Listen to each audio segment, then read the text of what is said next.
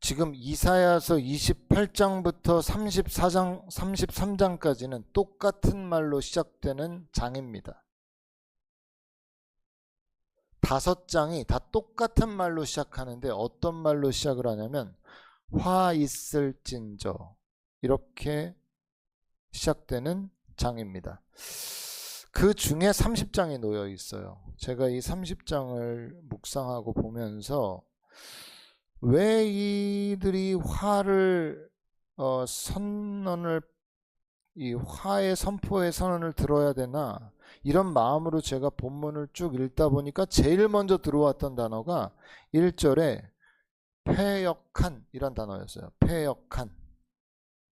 보이시죠? 여호와께서 이르시되 패역한 자식들은 와 있을진저. 그들을 어떻게 형용하냐면 그들은 패역하다 이렇게 묘사하는 거예요.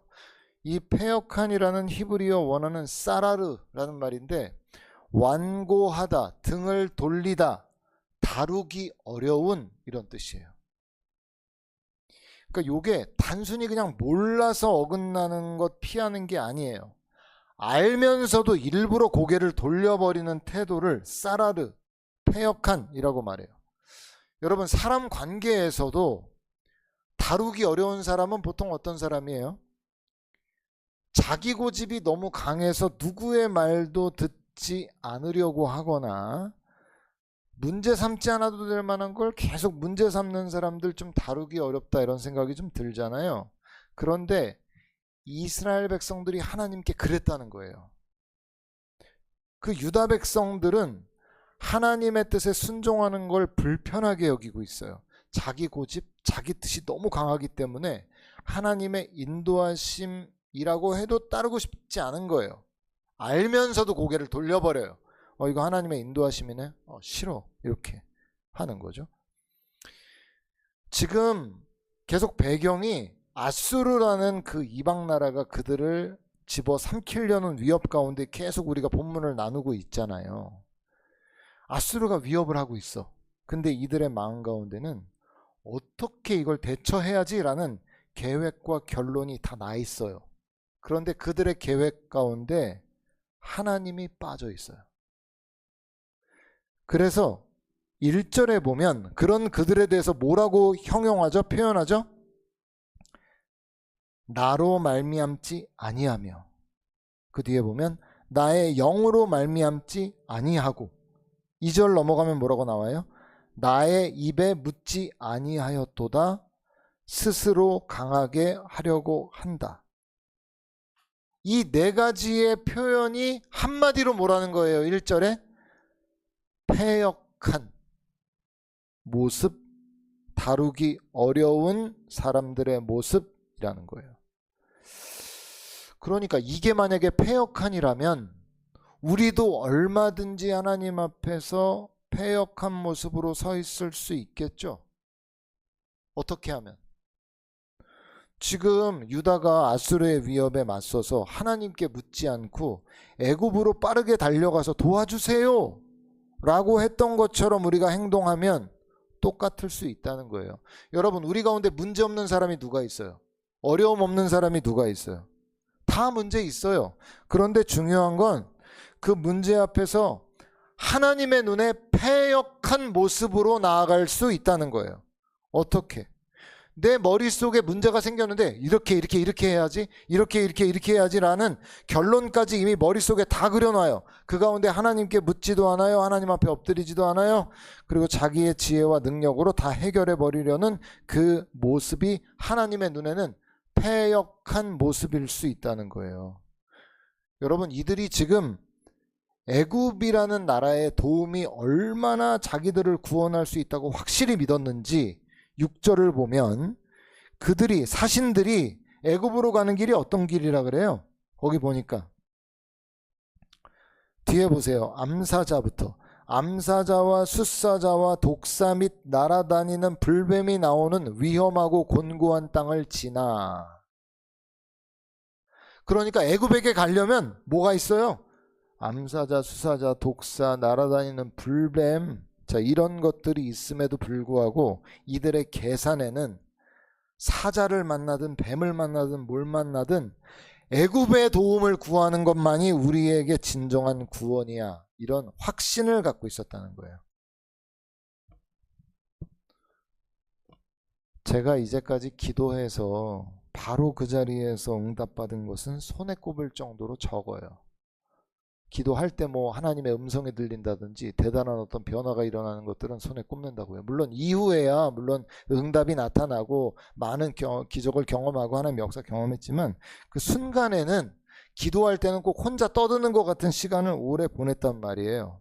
그럼 여러분 그렇게 저한테 물어볼 수 있겠죠. 아니 목사님은 아무런 답도 안 들리는데 그 힘이 빠져서 그 매일같이 기도하는 게 그 뭐 가능합니까?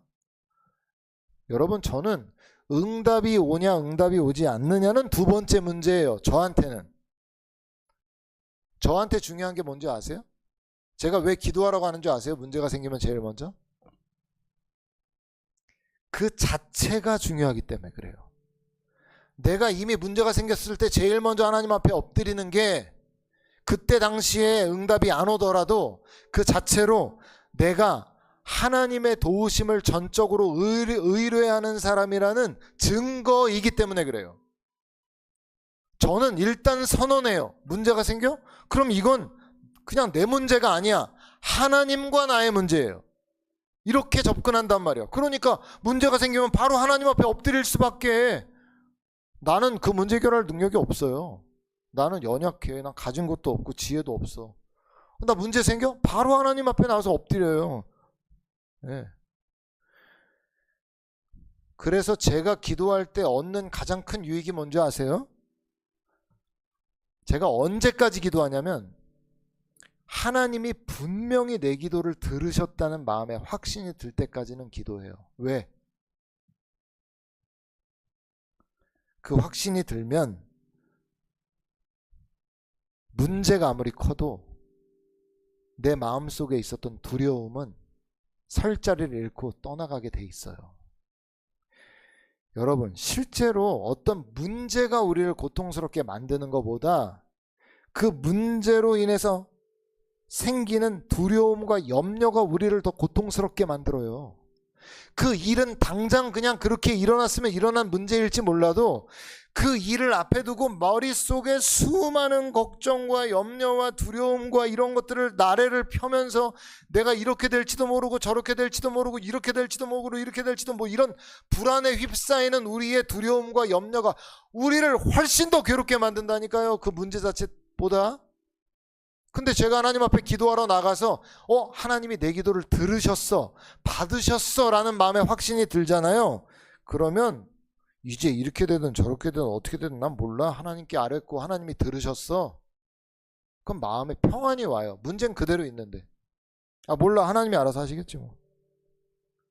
이게 성도가 기도의 자리에서 얻는 유익과 능력이에요.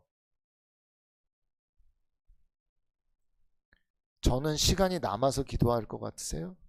저는 시간이 여유로워서 기도할 것 같으세요? 제가 목사라서 기도할 것 같으세요? 천만의 말씀이에요. 기도 시간은 다른 걸로 안 뺏기려고 제가 얼마나 노력하고 애쓰는 줄 아세요? 왜냐하면 이유는 제가 지금 말씀드린 대로 그 하나님과의 연합이 아니면 제 일상에 생기는 문제와 어려움들, 고통 이거 이겨낼 힘이 없거든요. 우리가 신앙이 없으면 어떻게 하는 줄 아세요? 자꾸 다른 거에 신경 써. 세상 거, 넷플릭스, 뭐 유튜브 이런 거에 계속 시간 보내. 왜? 그거 잊으려고. 그러면 잊어져요? 없어져요? 두려움은 커진다니까. 눈 감으면 또 지옥이고 또 두려움이 있고 난 어떡하지? 나 큰일 났네. 나 이제 큰일 났네. 나 어려운데 큰일 났네. 하나님 앞에 가서 하나님이 내 기도를 들으셨다는 확신을 얻으려고 안 한다니까. 근데 그 모습이 오늘 뭐라 그래요? 패역한. 초대교회 성도들이 예수는 그리스도라 복음을 선포하니까 제사장들하고 장로들이 그 사도들을 위협해서 옥에 가두고 핍박했어요. 그때 초대교회가 모여서 기도합니다. 뭐라고 기도했는지 아세요? 하나님, 우리에게 이들의 위협이 없게 해주세요. 사라지게 해주세요. 문제가 사라지게 해주세요. 이렇게 기도하지 않아요. 이들이 뭐라고 기도하는지 아세요? 사도행전 4장 29절에 이렇게 나와요. 주여 이제도 그들의 위협함을 굽어 보시옵고. 이게 제일 먼저 나와요. 문제가 사라지게 해달라고 기도해야 되는데 뭐라고 기도해요? 하나님, 우리가 이러한 상황 가운데 있다는 것을 주목하여 주십시오. 하나님께서 우리가 맡고 있는 이 위기와 무관하지 않다는 것을, 우리 형편을 분명히 알고 계신다는 것을 우리가 알게 하소서. 하나님이 바라봐 주시면 그걸로 족합니다. 이게 초대교회의 기도였어요. 왜 우리가 문제 앞에서 하나님께 먼저 묻는 걸 그렇게 중요하게 여깁니까? 하나님께서. 그게 바로 그 사람이 진정으로 하나님을 의뢰하고 의지하는 백성이라는 증거이기 때문에 그래요. 아까 패역한의 의미가 뭐라 그랬어요? 다루기 어려운 사람이라는 거예요. 하나님의 뜻에 순종할 준비가 되어 그 길로 나아가려는 백성이라면 제일 먼저 하나님 앞에 어이구 주여가 먼저 나오겠죠. 그게 안 된다는 거거든요. 여러분 지금 머릿속에 이미 결론 나 있는 문제가 뭐예요? 어떤 문제 가운데서 자 이렇게 해야지. 여러분 하나님께 여쭤보셨어요? 그렇게 해야지라고 하는 여러분의 생각에 대해서? 문제가 생기면 대책부터 찾습니까? 하나님부터 찾습니까? 패역함이라는 건 하나님을 모른다는 게 아니에요. 알면서도 그 하나님을 의지하지 않고 의뢰하지 않는 것, 그것이 오늘 본문이 말하는 패역함이라는 거예요. 이어 12절을 보면 흥미로운 표현이 있습니다. 그들이 하나님은 믿고 의지하지 않았으면서도 아수르로부터의 압박과 허망은 확실히 믿고 의지하고 있었다는 거예요. 같이 한번 12절을 읽어볼게요. 시작. 이러므로 이스라엘의 거룩하신 이가 이같이 말씀하시되 너희가 이 말을 업신 여기고 압박과 허망을 믿어 그것을 의지하니. 자, 뭘 믿었대요? 자기들에게 생긴 아수르라는 문제로부터의 압박과 허망을 믿었대. 그리고 의지했다는 거예요.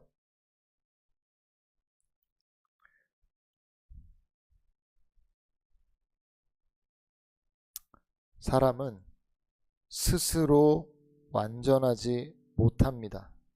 관계적으로 지어졌고, 그래서 항상 무언가를 의지하려고 의지할 대상을 찾거든요. 이들이 하나님은 의지하지 않고 있었어요. 본문을 보니까. 그럼 그렇다고 해서 믿음의 대상이 사라지냐? 그렇지 않아요. 뭔가는 의지하고 싶어요. 내가 문제가 생기면. 근데 이들은 뭘 믿고 의지해요? 놀랍게도 그 문제로부터의 압박과 허망은 분명히 임할 거라고 믿고 있다는 거예요. 그걸 의지하고 있다는 거예요. 그건 문제인데, 그걸 나 괴롭히는 일인데 그렇게 될 거야 라고 믿고 있다는 거예요. 그런 그들에게 하나님께서 15절의 말씀을 주고 계세요. 15절 말씀 같이 한번 읽어볼게요. 시작. 주 여호와 이스라엘의 거룩하신 이가 이같이 말씀하시되 너희가 돌이켜 조용히 있어야 구원을 얻을 것이요 잠잠하고 신뢰하여야 힘을 얻을 것이거늘 너희가 원하지 아니하고. 자, 뭐라고 말씀하세요? 지금 문제 때문에 불안하고 초조하고 어쩔 줄 몰라 하고 막 이러고 있는데 하나님 뭐라 그래요? 돌이켜 조용히 있어야 구원을 얻을 것이요 잠잠하고 신뢰하여야 힘을 얻을 것이다 이래요. 이거 원어 보면은 조용이라는 나하트라는 단어가 쉼, 안식이라는 의미고, 신뢰하다라는 뜻은 비트하라는 단어인데 안전함을 뜻하는 단어예요. 그러니까 여러분 지금 유다 백성들한테 요구하신 게 단순히 침묵해라 이렇게 수동적으로 포기하라는 의미가 아니에요. 나에게 하나님께 돌이키면 마음이 쉴 수 있을걸. 잠잠히 하나님을 신뢰하면 안전할 것이라고 말씀하는 거예요. 그러니까 이들이, 여러분 우리의 삶이 얼마나 두렵고 우리를 떨리게 염려하게 만드는 문제가 많아요. 이들이 안전한 쉼을 누리고 싶으면 자기 힘으로 하려던 걸 내려놓고 하나님을 신뢰해야, 잠잠히 있어야 쉴 수 있고 안전할 수 있는데, 자기 자신을 의지하고 자기 힘을 의지하는 사람한테 제일 힘든 일이 뭐냐면 가만히 있는 일이에요. 자기 지혜로 세상 살아가는 사람에게 제일 어려운 요구가 잠잠히 하나님을 신뢰하는 일이에요. 그게 됩니까? 왜? 그렇게 안 돼. 내가 안 움직이면 난 끝난다고 확실히 믿기 때문에 그래. 하나님보다 더 믿어. 더 믿어. 나를. 네. 하나님께서 때로 조용히 있어라, 잠잠하라, 신뢰하라 라고 말씀하실 때는 하나님의 능력을 보이시려 하실 때임을 알아야 돼요. 그런 순간에 아무리 우리가 걱정하고 염려하고 조급해 봐야 문제를 더 어렵게 만들 뿐입니다. 왜 눈앞에 문제가 있는데 하나님은 때로 우리에게 잠잠히 있으라고 하시죠? 우리가 아무 일을 안 하고 가만히 있어야 하나님의 권능과 역사가 그냥 이론이 아니라 실제라는 걸 경험할 수 있기 때문에 그래요. 예수님께서 죽은 나사로를 살리러 가실 때 마르다에게 그 무덤을 가리고 있는 돌을 옮겨놓으라고 말씀하시죠. 그때 마르다가 뭐라 그래요? 죽은 지 나흘이나 돼서 벌써 시체 썩은 냄새가 납니다. 이게 무슨 말이에요? 예수님이라고 해도 자기 판단으로는 가망이 없으니까 고인을 욕보이지 말라 이 말이에요. 그때 예수님이 뭐라고 말씀하시죠? 내 말이 네가 믿으면 하나님의 영광을 보리라 하지 아니하였느냐라고 책망하시죠. 누가 마르다더러 살리래요? 죽은 나사로? 너는 믿으라고 그러시잖아요. 살리라는 게 아니라 너는 믿으래요. 애굽의 바로를 피해서 이스라엘 백성들이 도망을 치는데 홍해가 앞에 가리고 있고 뒤에는 애굽 병거가 따라와요. 애굽 사람들이 자기를 죽이려고 막 하니까 거기 때 이스라엘 백성들이 광야에서 울면서 애굽 사람들 섬기는 게 광야에서 죽는 것보다 낫겠다 그러면서 막 소리 지르고 원망하고 불평해요. 그때 모세가 뭐라고 말해요? 너희는 두려워하지 말고 가만히 서서 여호와께서 오늘 너희를 위하여 행하시는 구원을 보라. 여호와께서 너희를 위하여 싸우시리니 너희는 가만히 있을지니라. 이렇게 말씀하세요. 모세가 홍해를 갈랐어요? 아니요. 이스라엘 백성들이 홍해 갈랐어요? 아니요. 그럼 뭐 했어요? 하나님이 홍해를 가르시는 걸 가만히 서서 바라봤어요. 가만히 있는 것도 믿음이 있어야 가만히 있을 수 있어요. 하나님이 자기에게 큰 만큼 가만히 있을 수 있어요. 내가 왜 허둥지둥대고 왜 잠잠히 있지 못해요? 하나님이 작으니까 자기한테. 하나님이 내 능력보다 못하거든요. 그러니까 믿을 수가 없죠. 맨날 불안하지. 다시 세상으로 돌아가는 거예요. 그렇게. 나를 집중하고 돌아간다니까요.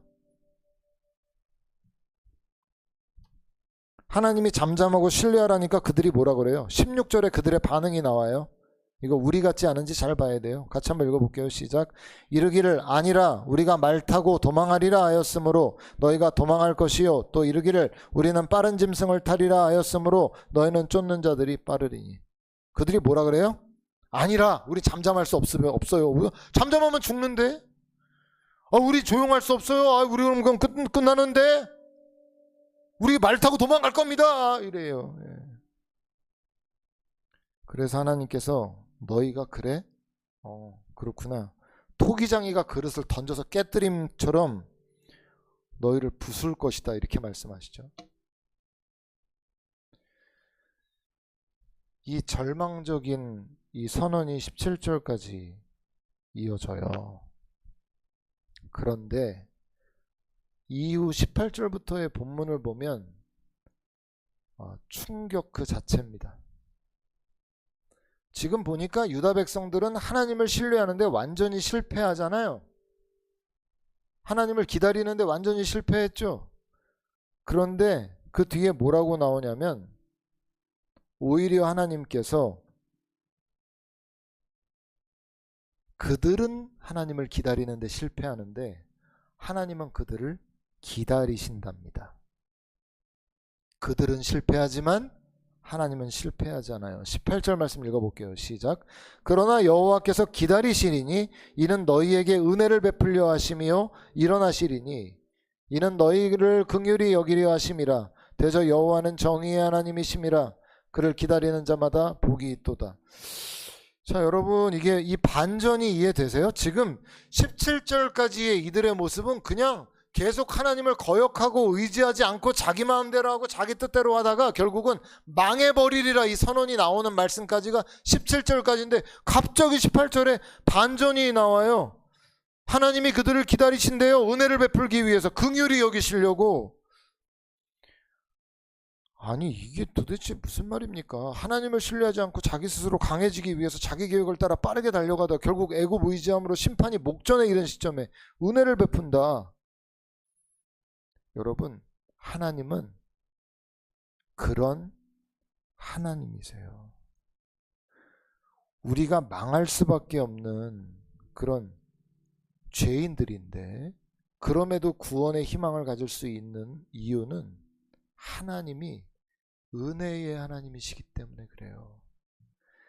하나님께서 인간의 죄와 패역함 때문에 인간을 끝내시려고 했다면 창세기 3장에서 성경이 끝나야죠. 그러면 따먹지 말라는 선악과 따먹고 하나님 피해 숨고 핑계대고 서로 탓하고 있는데, 그런 그들을 향해서 하나님은 구원의 꿈을 이야기하세요. 여인의 후손이 뱀의 머리를 상하게 할 것이다. 무슨 말이에요? 내가 너희를 구원할 거야. 이 은혜가 이해가 되세요? 아직 멀쩡히 살아있는 아버지한테 유산 내놓으라고 해서, 멀쩡히 살아있는 아버지에게 유산 내놓으라는 말이 무슨 말이에요? 이런 패역한 자식이 어디 있어요? 아버지 나한텐 돌아가신 분이나 상관없으니 매한 가지니까 유산 내놓으라, 이 말 아니에요. 탕자가 그 돈 가지고 타국으로 떠나갔고 다 그거 탕진하고 다시 아이고 내 아버지 집이 좋았는데 품꾼으로라도 써달라는 심정으로 고개 푹 숙이고 돌아오는데 아버지가 어떻게 해요? 저 멀리서 막 달려 나와요. 그리고 그 아들을 끌어안죠. 나를 죽은 사람 취급하고 유산 가지고 나가고 허랑방탕하게 다 써버린 그 아들을 뭐가 예쁘다고 그렇게 달려 나와서 끌어안아요. 그분이 하나님이세요. 우리가 그런 줄 알고, 우리가 소망이 없는 거 알고, 우리가 죄에 빠른 거 알고, 하나님 지독하게도 의지하지 않으려는 거 알고 또 달려 나와서 끌어안아 주시는 분이 하나님이시라는 거예요.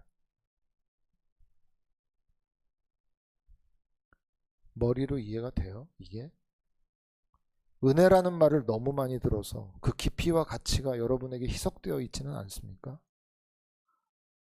성경은 그 페류나 같은 아들을 긍휼히 여기시는 아버지의 모습을 은혜라고 불러요.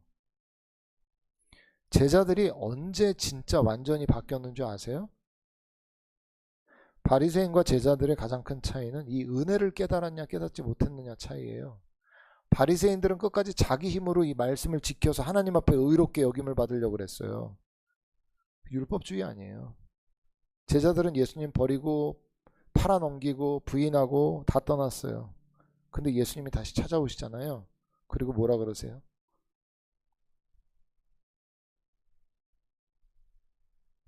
날 아직도 사랑하느냐고 물어보시죠. 그 무슨 질문이. 예수님을 다 피해서 도망가고 도망치고 완전히 실패하고 끝나버린 제자들 찾아가 예수님이 나 아직도 사랑하냐고 이렇게 물어보신다니까요. 도망간 건 사실이지만 예수님 사랑하는 것도 사실이었거든요. 제자들이. 베드로가 그 질문을 듣는데 너무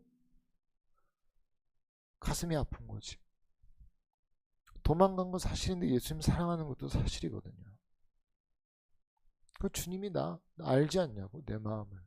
내가 주님 사랑하는 거 주님이 알지 않냐고. 그 은혜를 깨닫고 완전히 변해요, 제자들이. 여러분, 저도 저를 변화시킨 거는 하나님의 심판과 징계가 아니었어요. 반복적인 죄에 넘어지고 또 넘어지고 또 넘어지고 또 넘어지고, 제가 저 스스로를 생각할 때도 너무 형편없다고 생각되고 너무 민망한 마음 때문에 기도는 해야 되겠고 형식적으로 대충 기도하고 끝내려고 눈을 감았는데 마음에 은혜가 임하는 거예요.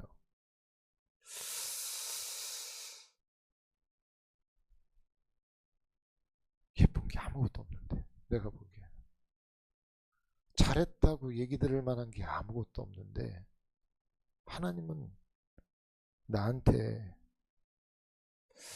다시 은혜를 주시는 거예요. 사랑한다고. 마치 스스로 걸어보려다가 넘어진 장애 가진 아이를 보는 부모의 심정으로 하나님이 내가 그렇게 넘어져가지고 난 진짜 쓸모없구나, 난 진짜 엉망이구나 라고 하고 있는데, 하나님은 은혜로 다시 찾아오셔서 괜찮다고 다시 한번 일어나 보라고.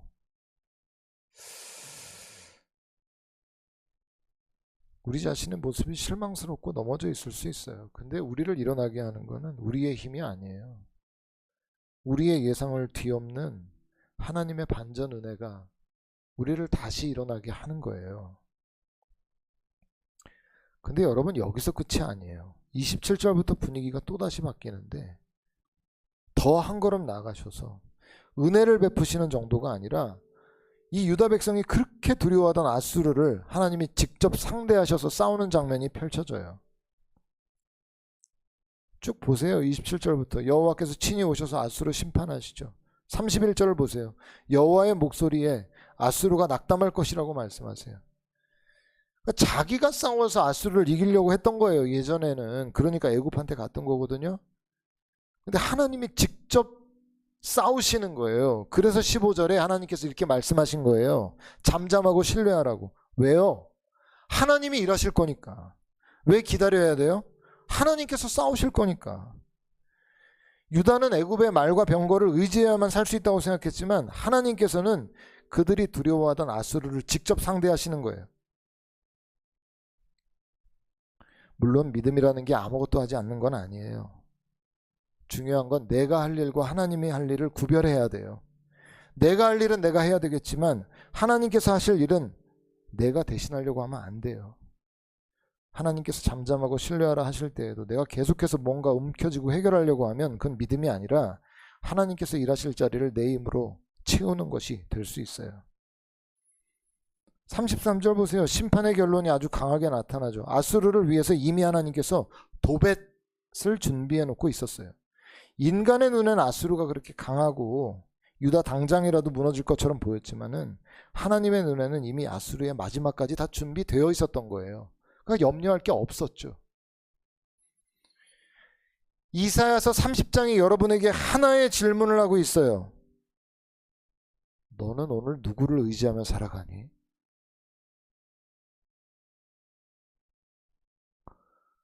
문제가 왔어요? 어려움이 있어요? 너무 빨리 여러분 머리로 결론 내리지 않았으면 좋겠어요. 이 방법밖에 없습니다. 하나님, 저 사람의 도움을 받아야 돼요. 하나님, 이거 제가 해결해야 됩니다. 그렇게 달려가기 전에 하나님께 물으실 수 있기 바라요.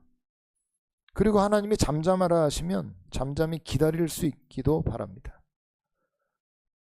내가 보지 못하는 곳에서도 하나님 일하고 계시기 때문에 그래요. 우리의 믿음이 이런 믿음이 돼야 되겠죠. 하나님, 저 다 알지 못합니다. 그러나 하나님은 아십니다.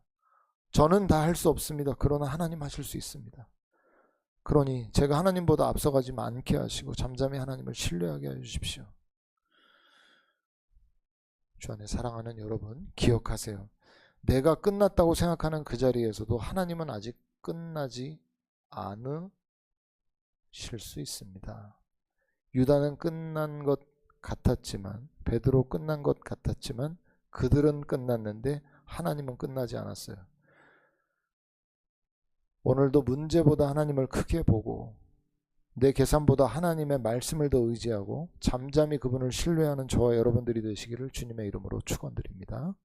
기도하겠습니다.